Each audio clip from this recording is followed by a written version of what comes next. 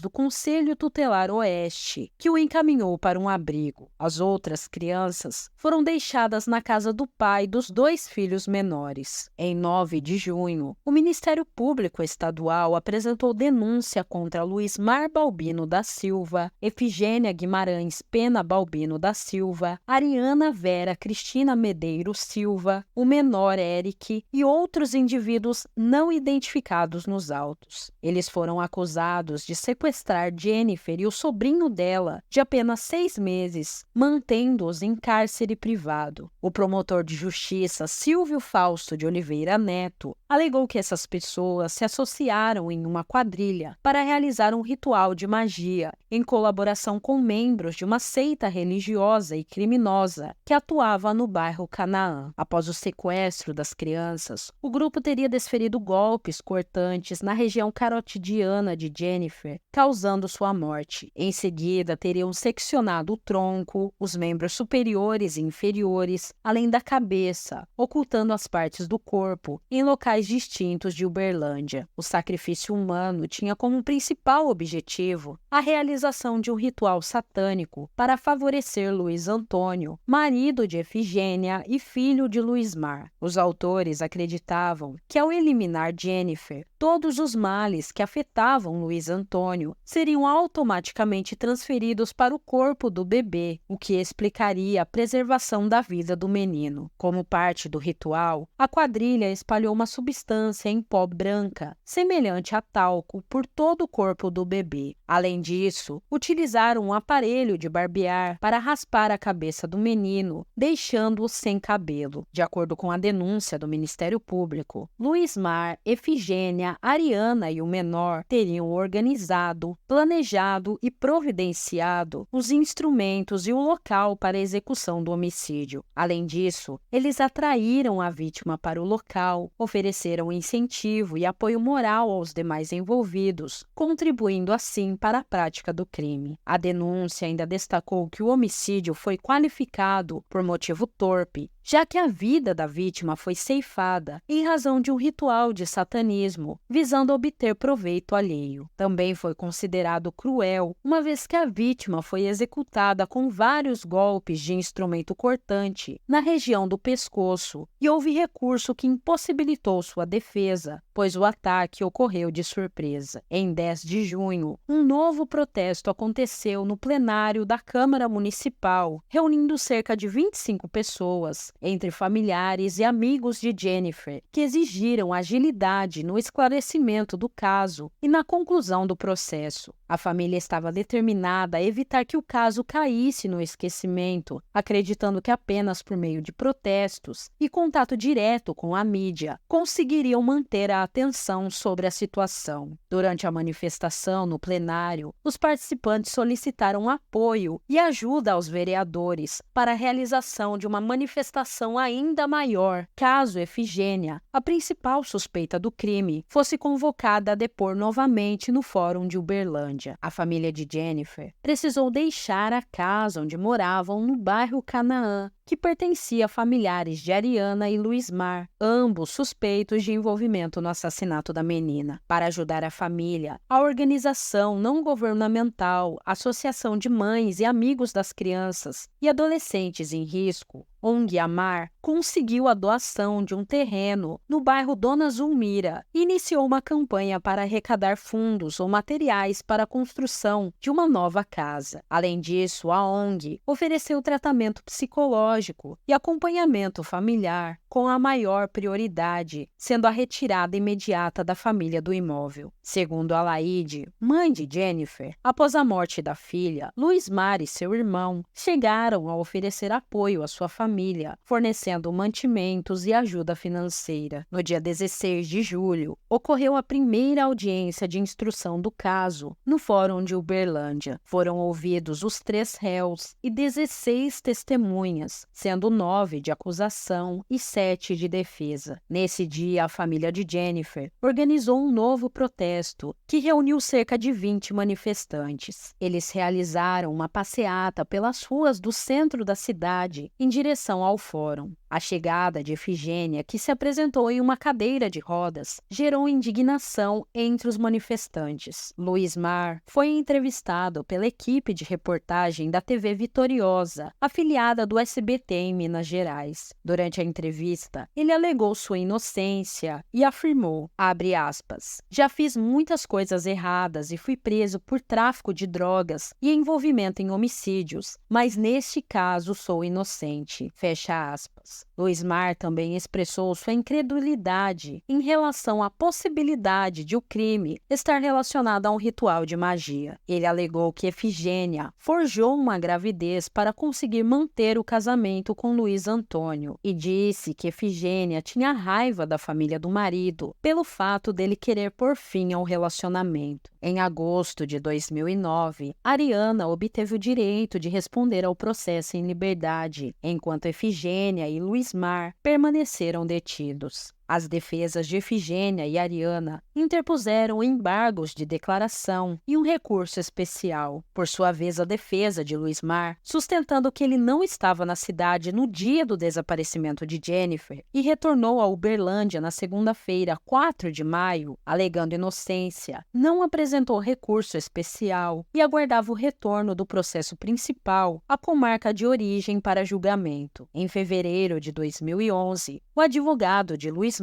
solicitou o desmembramento do processo, pedindo que o co-réu fosse julgado separadamente. Familiares e amigos de Luismar organizaram um protesto em frente ao Fórum Abelardo Pena, em Uberlândia, para defender sua inocência. Eles reivindicaram justiça, expressando sua convicção de que Luismar não teria cometido o crime pelo qual estava sendo acusado. O ato foi marcado por cartazes e palavras de apoio, em uma tentativa de chamar a atenção para o que consideravam ser uma acusação injusta. Em maio de 2011, com a aprovação do pedido da defesa de Luismar, o juiz decidiu desmembrar o processo, retirando o co-réu dos autos principais. Com essa decisão, o julgamento de Luismar foi marcado para o dia 17 de agosto de 2011, permitindo que o réu fosse julgado separadamente dos demais envolvidos. O julgamento ocorreu no Fórum Abelardo Pena, em Uberlândia. A acusação foi conduzida pelo promotor de justiça, Silvio Fausto de Oliveira Neto, enquanto a defesa do réu ficou a cargo do advogado Paulo Roberto de Lima Mota. O conselho de sentença era composto por 6 homens e uma mulher. Aproximadamente 150 pessoas compareceram ao julgamento e familiares da vítima exibiram cartazes clamando por justiça. Um policial militar que participou da prisão de Efigênia foi a única testemunha de acusação a depor durante o júri. Em contrapartida, 5 testemunhas de defesa foram ouvidas. Entre as testemunhas de defesa estavam 2 amigos de Luismar, que também eram vizinhos de sua fazenda, localizada na BR-497, a 30 quilômetros de Uberlândia. Com base nos relatos dessas testemunhas, o advogado de Luismar argumentou que se o réu tivesse a intenção de ocultar um cadáver, certamente utilizaria sua fazenda de 70 hectares para esse fim. Benedito Augusto Augusto Rodrigues da Silva, que forneceu o aparelho de barbear para que Efigênia raspasse a cabeça do bebê e a levou junto com a criança até a casa da cunhada, também foi ouvido como testemunha. Benedito havia sido preso na época do crime como suspeito de envolvimento, mas foi liberado por falta de provas. Para o promotor, Benedito fazia parte do grupo que matou Jennifer. Uma vizinha de Efigênia na época do crime também prestou depoimento. Ela relatou que o filho de Efigênia, nervoso, mencionou que uma médica e uma enfermeira haviam ido à casa deles. A vizinha afirmou que, ao visitar a residência de Efigênia, encontrou muitas roupas sujas de barro e seringas no quarto, mas não foi ao quintal. Outra testemunha de defesa, Hilda Helena da Silva Amorim, cunhada de Efigênia e filha de Luismar, declarou que Efigênia apresentou o bebê como filho de Luiz Antônio, seu irmão. Hilda afirmou que ficou com o menino por um dia, mas depois Efigênia e outro homem, que ela garantiu não ser Zé Babão, que estava foragido, levaram o bebê embora. Hilda considerou a atitude de Efigênia estranha e, após ver pela TV que o bebê era o mesmo que a família alegava ter desaparecido, ela, com orientação do pai, Luismar, alertou a imprensa sobre o caso e em seguida contatou a polícia. Luismar alegou que era perseguido por Efigênia, que o acusava de ser o responsável pela separação dela e de seu filho Luiz Antônio. O promotor de justiça afirmou que Luismar foi o mandante e organizador do sequestro de Jennifer e do bebê. Segundo o promotor, Luismar arquitetou o crime com o objetivo de garantir a libertação de seu filho Luiz Antônio. Ele descreveu o crime como um ritual satânico que deveria ocorrer em um local relacionado a Luiz Antônio, especificamente na casa de Efigênia, que era sua esposa. O promotor também acusou Hilda Helena de mentir em seu depoimento no plenário para proteger o pai, argumentando que ela não viu nem ficou com o bebê. O promotor reforçou a tese de que a morte de Jennifer ocorreu em decorrência de um ritual satânico, já que a equipe de perícia da Polícia Civil encontrou velas, fitas de várias cores, cartas de cunho passional e farinha de milho na casa de Efigênia. Por sua vez, o defensor de Luismar sustentou que Efigênia foi a verdadeira mentora e autora do crime, enfatizando que Luismar não foi mencionado em nenhum relatório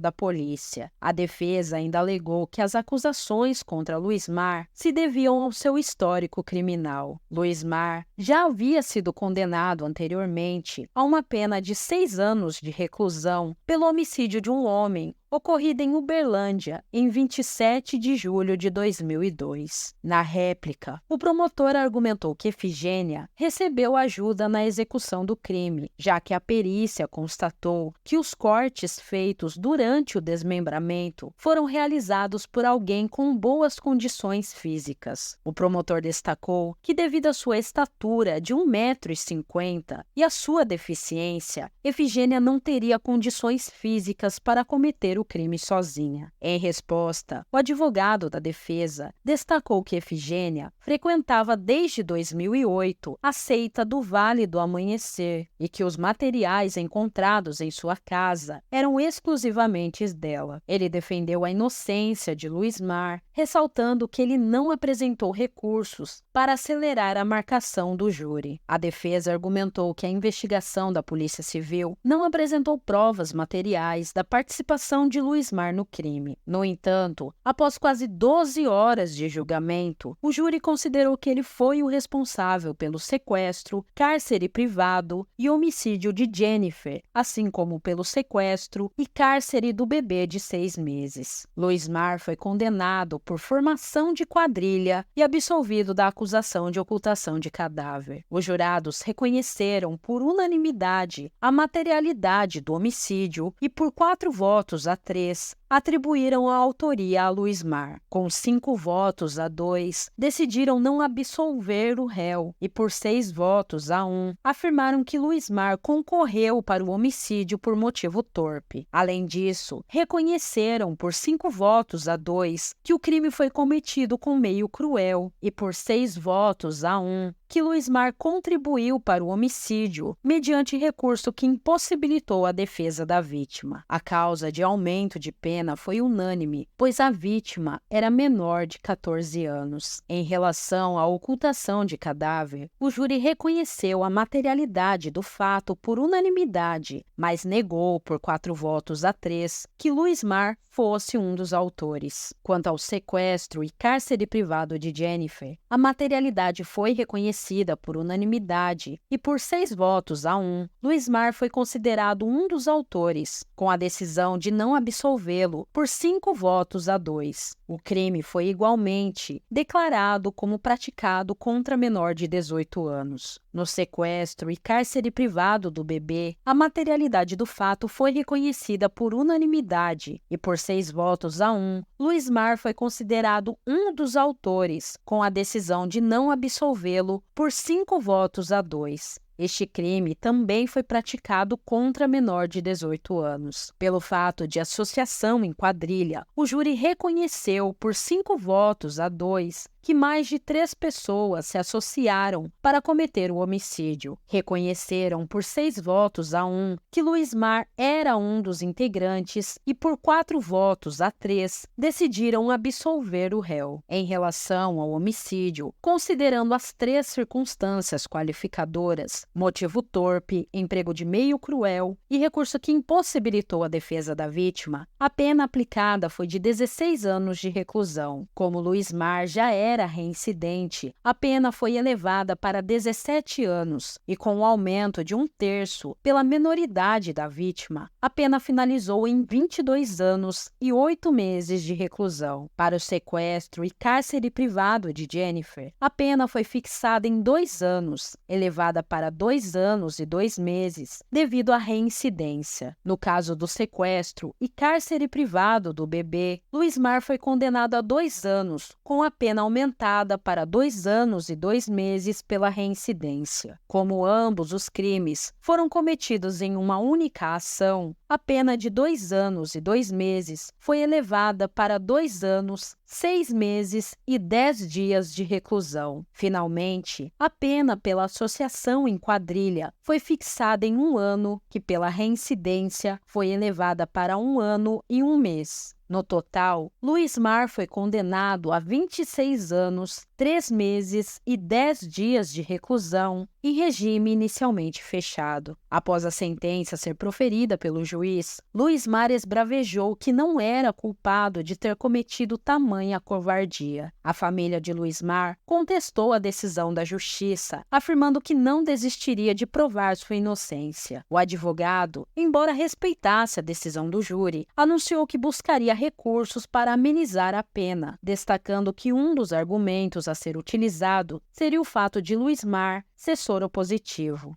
Em 27 de abril de 2015, no Fórum Abelardo Pena, Ariana e Efigênia foram levadas a júri. Efigênia chegou por volta das 13 horas em uma cadeira de rodas e foi recebida com gritos clamando por justiça. A situação gerou um pequeno tumulto, rapidamente contido pela polícia militar, e alguns parentes da vítima se exaltaram, chegando a passar mal diante da tensão do momento. No entanto, a sessão foi suspensa após Efigênia solicitar ao seu advogado que abrisse mão da defesa. Em comum acordo, o advogado renunciou ao cargo pouco mais de 2 horas após o início do julgamento. O advogado de Efigênia, Robson Divino Alves, argumentou que houve um equívoco no processo judicial ao levar Efigênia, que estava presa no complexo penitenciário Nossa Senhora do Carmo, em Carmo do Paranaíba, para Uberlândia apenas no dia do julgamento. Segundo ele, se a ré tivesse sido transferida 4 dias antes, haveria tempo suficiente para discutir o caso, tranquilizá-la e ajudá-la a recuperar o controle emocional. A chegada em cima da hora causou uma fragilidade psicológica significativa e o advogado expressou preocupação impressão de que, se o júri prosseguisse, sua cliente pudesse até ter uma convulsão. Diante das circunstâncias, ele decidiu renunciar à defesa, concordando com Efigênia sobre a necessidade dessa ação. Robson Divino acompanhou o caso por 6 anos e expressou sua frustração, considerando um desperdício de tempo, dinheiro e sofrimento geral.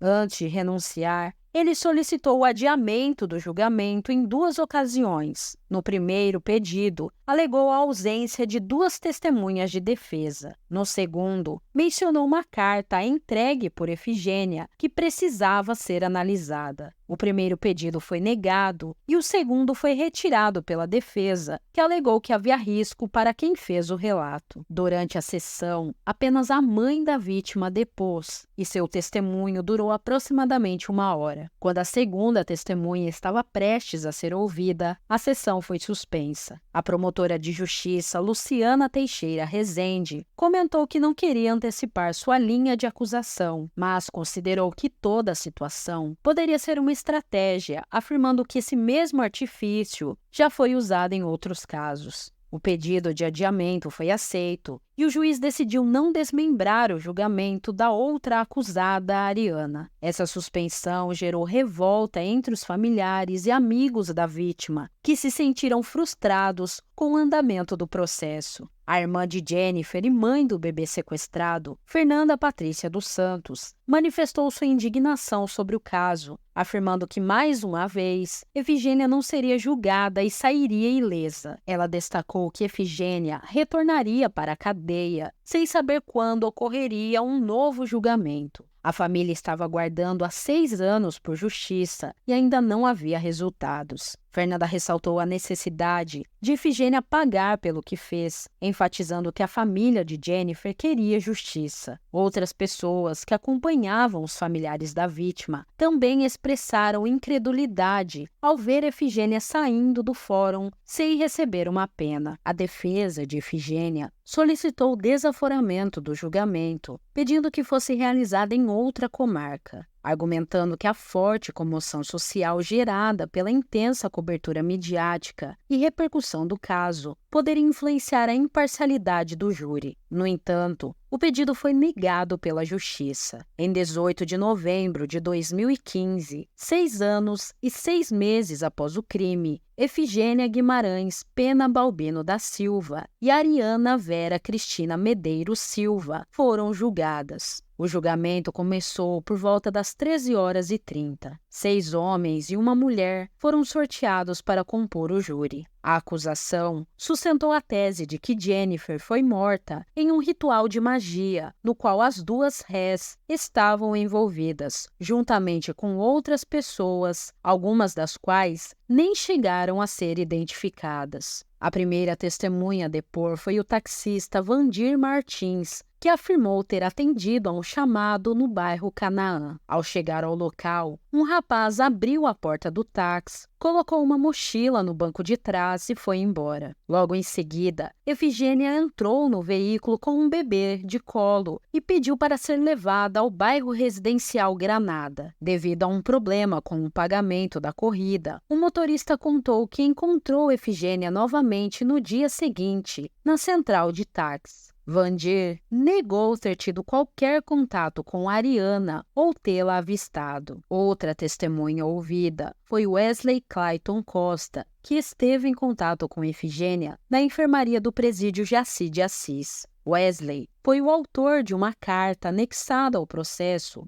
na qual descreveu detalhes do crime que Efigênia havia lhe contado durante a internação. Em depoimento, Wesley afirmou que ficou internado por 6 meses na enfermaria. Segundo ele, Efigênia confessou ter asfixiado Jennifer e em seguida cortado o pescoço da vítima. O sangue foi colocado em um pote e descartado em um córrego. Wesley também relatou que Efigênia contou ter desmembrado o corpo da menina com a ajuda de seu filho de 15 anos. O objetivo de Efigênia, conforme o relato, era se livrar de Jennifer para ficar com o bebê, sobrinho da vítima, numa tentativa desesperada de salvar seu casamento. O ex-marido de Efigênia, Luiz Antônio Balbino da Silva, relatou que ela o visitou uma vez na cadeia e afirmou estar grávida. No sábado do crime, 2 de maio de 2009, Efigênia foi até a casa da irmã dele levando um bebê. Luiz Antônio ainda estava preso quando recebeu a informação pela mãe. Ele também afirmou que só tomou conhecimento do crime pela televisão. Luiz Antônio acrescentou que, em outra ocasião, ficou sabendo que Efigênia teria pago R$3.000 a uma pessoa para matar uma ex-namorada dele. No entanto, o homem recebeu o dinheiro, mas não executou o serviço.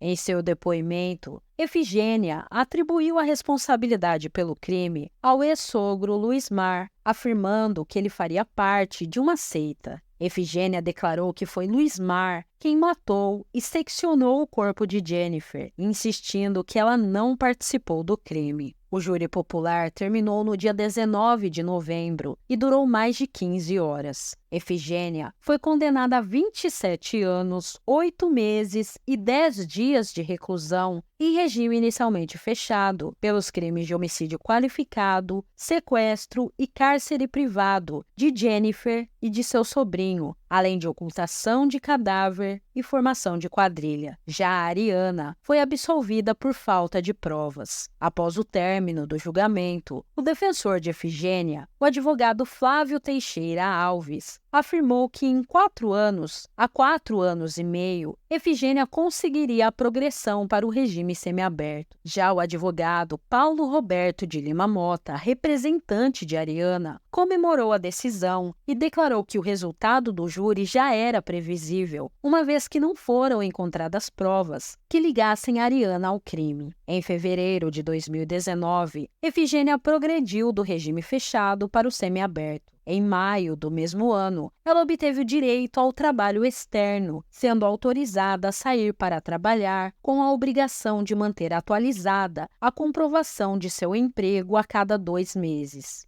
Em março de 2020, Efigênia foi beneficiada com a prisão domiciliar sob monitoramento eletrônico, uma medida concedida em razão da pandemia de Covid-19. O Ministério Público solicitou a revogação desse benefício, argumentando que não persistiam mais as razões que justificassem sua concessão. A defesa, por sua vez, pleitou a manutenção da prisão domiciliar, citando a ressocialização da apenada. No entanto, foi anexada aos autos um relatório da Unidade Gestora de Monitoramento Eletrônico que apontava algumas violações cometidas por Efigênia. Em agosto de 2023, o juiz decidiu manter a prisão domiciliar, justificando que a apenada estava cumprindo regularmente suas obrigações, além de trabalhar e estudar, o que demonstrava seu processo de ressocialização. Assim, o magistrado manteve a decisão anterior e determinou o envio do processo ao Tribunal de Justiça de Minas Gerais para análise do recurso. Em março de 2024, atendendo a uma decisão da segunda instância, a prisão domiciliar de Efigênia foi revogada e uma ordem de prisão foi expedida. O juiz autorizou Efigênia a trabalhar fora da unidade prisional, uma vez que ela estava no regime semiaberto. No entanto, em maio de 2024, Efigênia perdeu o direito ao regime semiaberto e teve sua pena regredida para o regime fechado, após ser constatado que ela havia apresentado informações falsas sobre seu trabalho externo. Durante a investigação, ficou evidente que Efigênia não conseguiu comprovar suas atividades profissionais, apresentando declarações assinadas por pessoas sem autoridade para tal, além de inconsistências nos registros de ponto e ausência de recibos que comprovassem suas diárias. Essas irregularidades caracterizaram falta grave, resultando na regressão do regime e na perda de 1/6 dos dias já remidos. Na data em que esse vídeo foi gravado, Efigênia se encontra detida no Complexo Penitenciário Feminino Estevão Pinto, em Belo Horizonte. Luismar Balbino da Silva, que cumpria sua pena no presídio Professor Jaci de Assis, em Uberlândia, teve sua progressão para o regime semiaberto concedida em abril de 2024. No entanto, devido à falta de estrutura adequada para abrigar presos nesse regime, a unidade prisional não possui locais projetados para essa finalidade e os espaços improvisados utilizados anteriormente não atendem às condições mínimas de segurança e conforto, como iluminação, ventilação e infraestrutura sanitária. Luismar foi colocada em prisão domiciliar com um monitoramento eletrônico. Essa decisão visa garantir que ele possa cumprir sua pena em um ambiente controlado, já que o sistema prisional não oferece condições adequadas para atender às necessidades dos apenados nesse regime. Ainda existem fatos sobre o assassinato de Jennifer que não ficaram esclarecidos. A pessoa que desmembrou o corpo era um profissional que tinha conhecimento em anatomia e há mais gente envolvida que ainda são desconhecidas. E você, o que pensa sobre a morte de Jennifer? Acredita que foi motivada por um ritual de magia ou para encobrir o sequestro do bebê? Deixe sua opinião nos comentários.